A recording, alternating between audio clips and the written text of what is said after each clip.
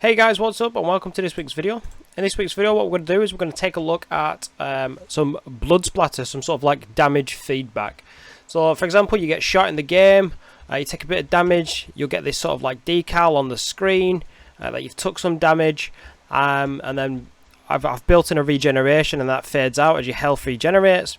Similar to like Call of Duty, but if you take brutal damage, you know, this layers up and adds sort of more like a collateral sort of critical damage, as you can see with that bigger blood splat across the center of the screen. And essentially you can add different layers to it. You could even make it where, depending on the damage that you take, you get sort of like dirt on the screen or what have you.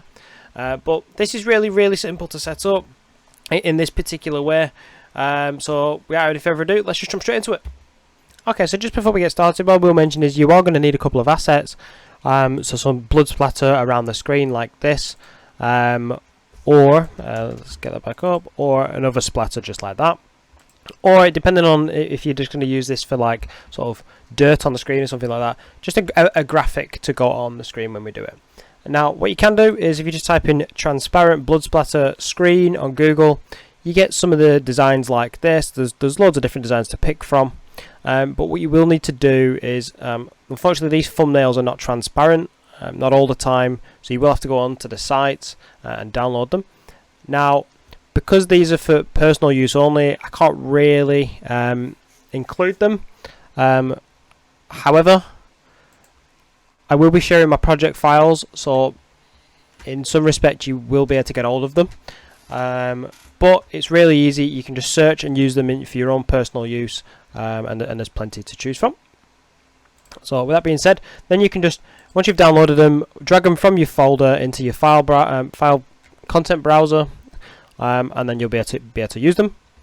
The other thing I should mention is what I've done is here in the level, I've just set up a couple of pain, sort of some damage dealing cubes or actors, and essentially what this is it's just a plain blueprint class actor, which I've added a collision box to.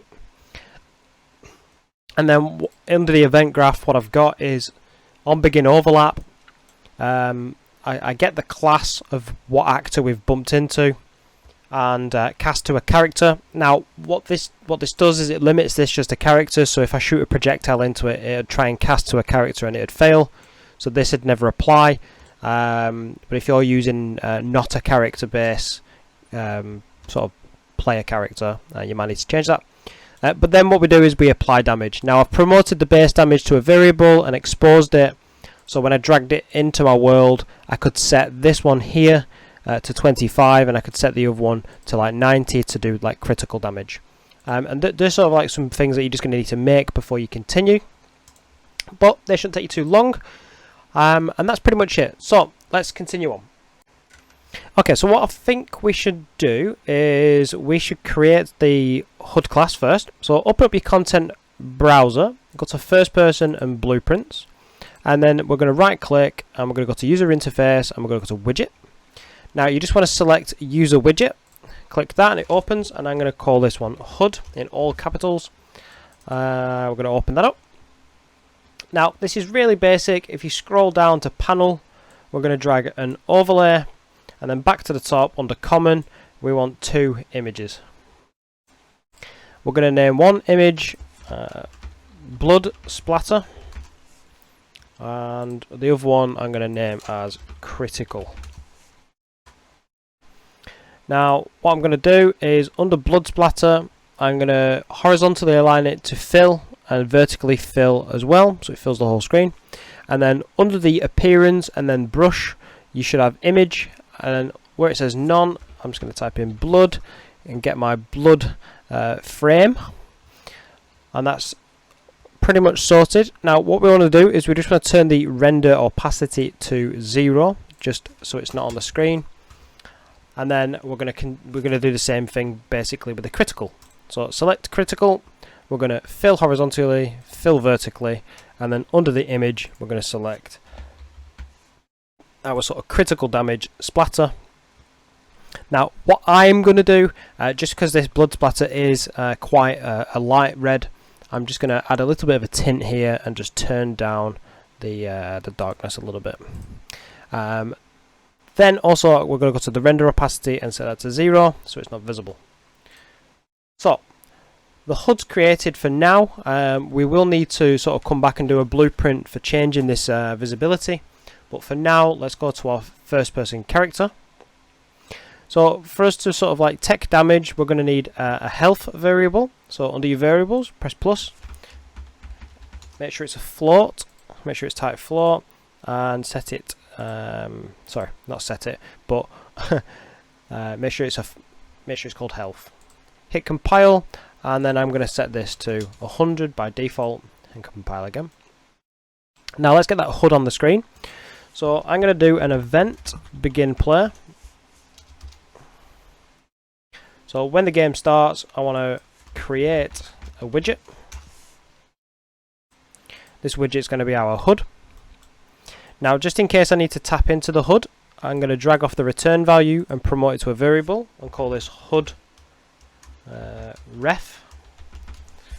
So essentially this is a way that you can access anything within your HUD from your character, and then from that we're going to add to our viewport.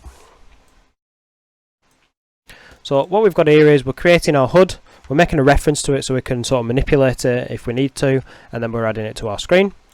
And for now that's pretty much it. So let's hit compile. So our little pen cubes are going to be applying 25 damage to our character. So for our character to receive this damage, what we want to do is we want to do an event any damage, and we're going to need to use our health. So we want to get our health, we're going to want to minus, we're going to want to subtract our damage. I'm just going to double click on this line just to make it a bit neater. Like that. Put that there maybe. So we're going to get our damage, we're going to take our health, subtract the damage from it, and then we need to reset our health. So set, plug that in. And just so we can be aware of what's happening at the moment, let's do a print string. And every time we receive damage, let's just print that on the screen. So let's just see if that works, just as a clarification. So if we run into this cube, we should see 75 in the top left, and we do, so we know that's working. That's fine. So we can keep these together, because we'll probably keep that just to make sure everything's running nice and smooth. So we receive damage. When we receive damage, we want our HUD to update that we've got a bit of a blood splat going on. So let's head over to the HUD. And what we're going to do is, instead of being in designer, we're going to switch over to the graph mode in the top right. And we're not going to need event construct or pre-construct, we just want an event tick. And we've got two choices here really. We could sort of add a character reference and pull our health off that. Or I'm just going to add a variable and call this character health. Change this to a float. I'm going to set this to instance editable and expose on spawn. I'm going to hit compile. And what I'm going to do is I'm going to go to my first person character once again. Now what I want to do is I want to use my HUD reference that we've made here, and I want to update my health every time it changes. Now every time it changes,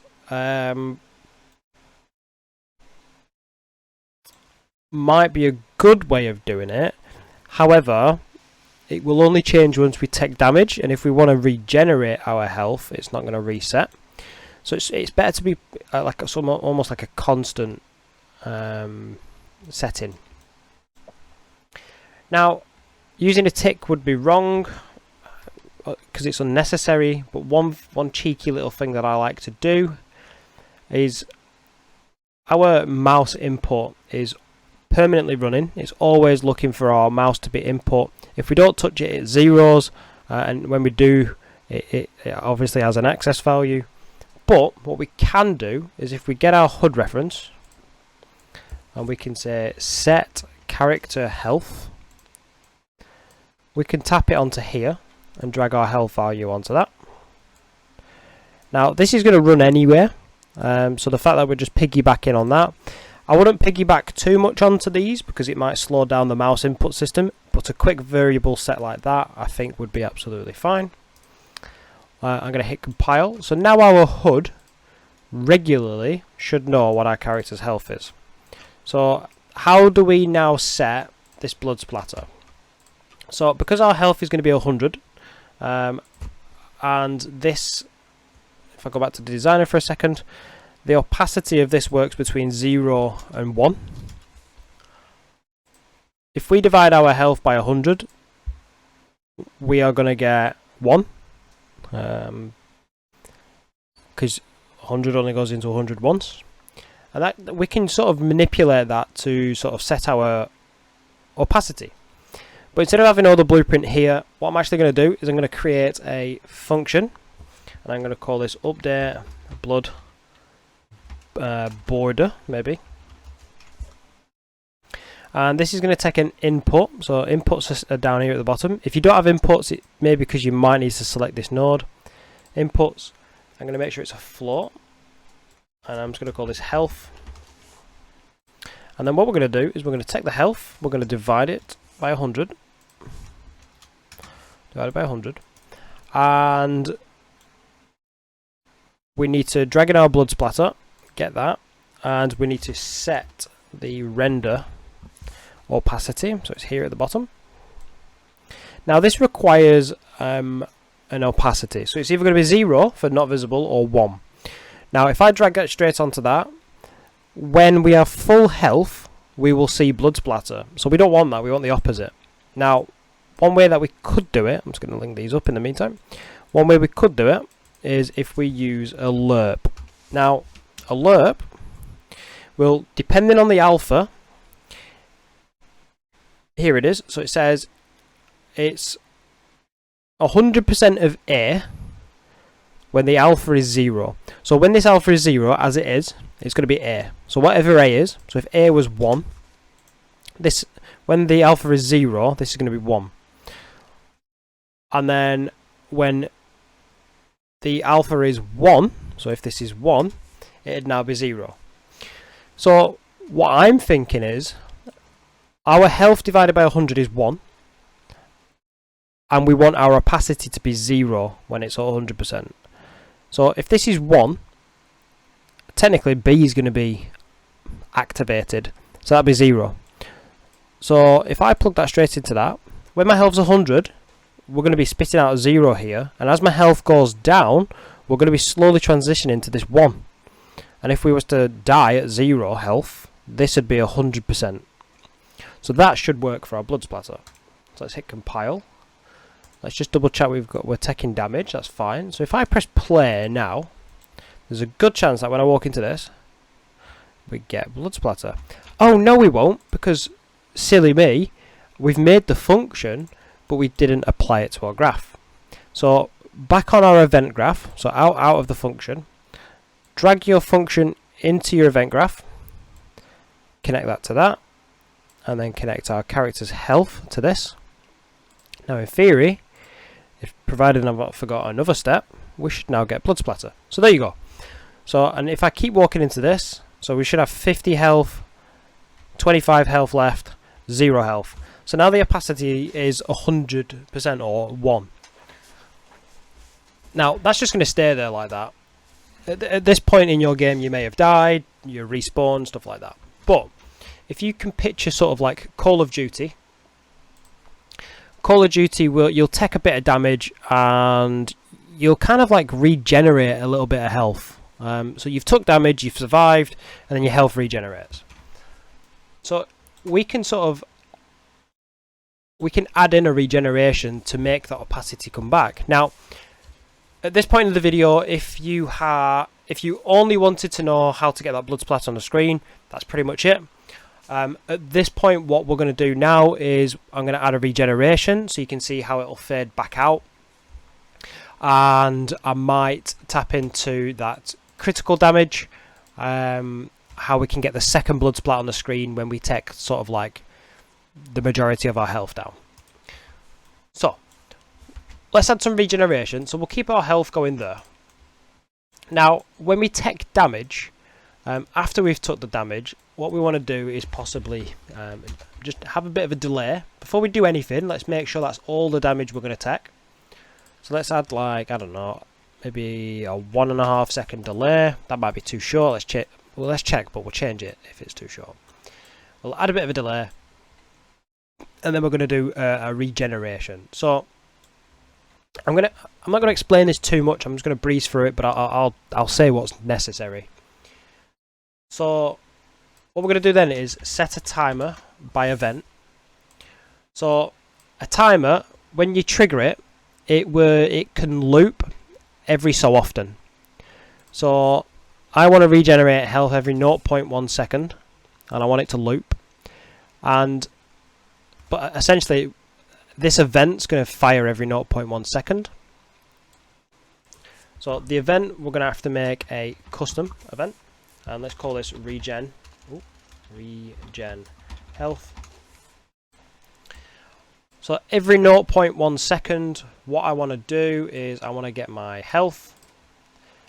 I want to add, let's say, let's promote this to a variable. Let's say this will be a regen amount. And let's say this regeneration amount. Let's compile first. If you compile, it'll allow you to enter this value. My regen amount is going to be 5. And then I want to get my health again and set it. So this is my regeneration function. Every 0.1 seconds, take my health, add the regen amount to it, and set my health again. Now, this is going to continue going forever and ever and ever until I tell it to stop. Now, so an event timer has this handle, which if you promote to a variable and call it regen handler, compile. If we drag that handler in now and get it, there's a function inside this handler called clear and invalidate. Essentially, this is just a fancy way of saying stop and reset. Now, we don't want it to do this because it'll regen, stop, regen, stop, regen, stop, regen, stop. We only want it to do it when our health's at max. So, make a bit of space. If the health is greater than or equal to 100, oh, I'm not going to have enough space here, am I? Branch is true.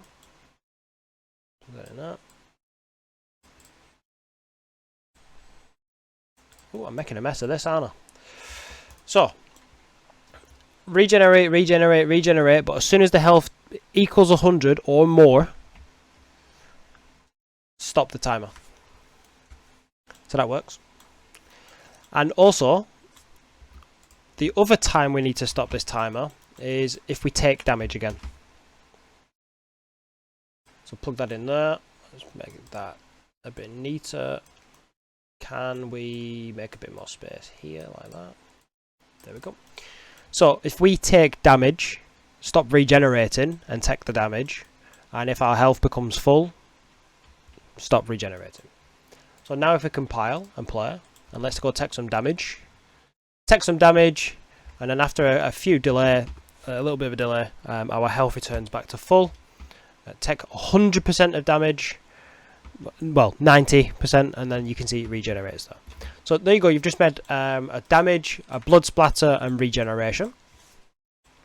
Now, let's say you want to add in your critical. Let's say when the health is below 50, let's say you're less than half health, we want to pump this on the screen as well. So you know you're in trouble at that point. So we need a way of this render opacity to change, but only when our health is less than 50. So back in the graph, Similar to how we made this blood border function, we're going to do the same. So press add. Let's call this one update critical hit, something like that. Oh, I'm not typing. Update critical. And again, we're going to need pretty much everything that we had before. So go to inputs and let's call this health. Now, I've just realised, granted, because I made this character's health variable available for everything, inside here, we could have just dragged this in. There's absolutely no difference between the two. I guess this one is a bit shorter and it saves you having to create an input, but I feel like it's neater to know where your info is coming from. So for us to use this now, we're going to need to plug that into something like that. So, update critical. Now, I might actually keep this exactly the same as this. So go to your update blood border, and we're actually going to copy all of that. Are we? Here we are. Connect that to that, and instead of blood splatter, we're going to want critical. So we're changing the opacity to critical instead. And what I'm actually going to do is I'm going to do what makes it different here in the event graph. So our critical and our blood splatter are essentially identical, except we're referencing the different image. So we're getting the critical damage blood splatter here and not the other one. Okay. So, thinking about it, if we drag off our character's health and say if that is less than or equal to 50, do this. Now, that'll work for when we're taking damage, but what it won't do is when we're regenerating our health, this updates, this original blood border disappears. What I'll do is I'll just show you what I mean. Let's do a branch here. Let's connect that to that, and if this is true, so what we're saying here is update our blood border all the time, but when our health drops below 50, then start updating our critical. And you'll see what my issue is here. When we take damage, if I go over here and take 90% damage, when we take damage, that blood splat's there, but as it fades out, when our condition here becomes false, this critical blood splatter doesn't disappear, because essentially this is no longer true. So when our health becomes 51, this critical isn't being told to disappear off the screen anymore. So to fix that, you could just be really cheeky and just double your character's health. So if we do that and multiply this by 2 and plug that in, when our health drops to 50, it'll essentially be 100. So it won't be that visible, but as our health gets sort of closer to 0, because this is doubled, this is essentially doubled in a sense. But on the regeneration side, when this gets to 50, we know that this health is going to be telling this critical to disappear. So if we just press play now, I probably don't have a good way of explaining that, but if we take a bit of damage, it doesn't show. But when we take full damage, we get the full splat as we expected. But look, that critical splat's already disappeared. So we have 10 health left, and that fades at an accelerated rate. Now, there's probably a better way of doing it. If you're good with maths, you'll probably come up with a nicer way of doing that. But just for simplicity's sake, that's just a really cheeky way of doing it. So really, that's it. So you've got it. So what we've done is we've created sort of like a blood splat pane. Now obviously this blood splat is a bit primitive, so get one that suits your game style better. But there you go, you can take critical damage and then regenerate and get rid of that. Just as sort of like a bit of a bonus, I'm not going to action this, but I'll give you some sort of like things you could do. Is you could also use damage type. So let's say instead of this being called critical, you could have this as slash damage and have this as blast damage. So for example, if you get hit by a grenade, you'll get this damage, and maybe with some like speckles on the screen. It's up to you. But let's say you was to get stabbed, you would have slash damage instead, and it's more of like a blood spray. So you could set up different damage types, and you could access your HUD class and say, right, you want, because I've just been knifed, stabbed, the damage type was slash damage, I want this sort of blood splatter to appear. But I've just been hit by a grenade with blast damage, I want this one to appear instead. Right, I hope that was useful. If it was, please consider giving me a like. If there's anything you want me to build on, or if you've got any questions, please put any comments down below. I also appreciate your feedback. If you liked it, please let me know. That's brilliant. If you did like it and you want to watch more, I post every Sunday. If you want to subscribe, that'll keep you on track. You won't miss it. And if you want to be notified when I do post, you can hit that bell.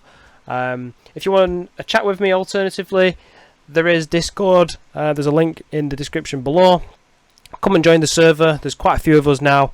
I've usually always got it open. I've got it on my phone, so I can respond pretty much most of the time. And if I can't, the community may do as well. That being said, thank you for watching, and I'll see you in next week's video. Thank you.